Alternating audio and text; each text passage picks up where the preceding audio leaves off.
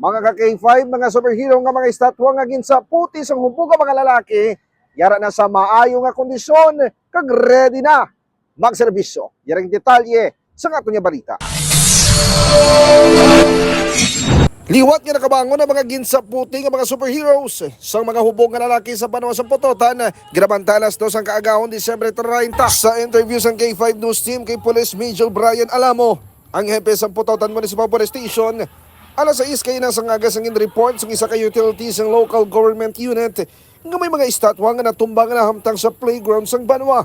Sa pagpangusisa sang polis, 6 ka mga personang involved sa diin, may 4 ka mga minor, nga nagkaedad sang 14 tub 16 anyos, kag nagkaedad naman sang 24 kag 19 anyos sang duwa nga lonsay taga Dueñas, Iloilo. Sang in-review ang closed circuit television, gintaklasin ang pader sang playground nga sarado, kag intripingan ang mga estatwa nga sanay Superman, Batman kag Wonder Woman. Natukiban yung human sa fiberglass ang estatwa, kag 70,000 pesos ang kada isa.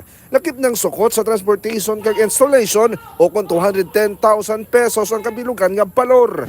Kag mga ka-K5, gin-refer sa Municipal Social Welfare and Development Office o ng MSWD o Pototan ang mga minor de edad samtang nahulat pa sang pulis kung ano ang plano sa engineering office kag sang alkalde sa Pototan matapos ang insidente.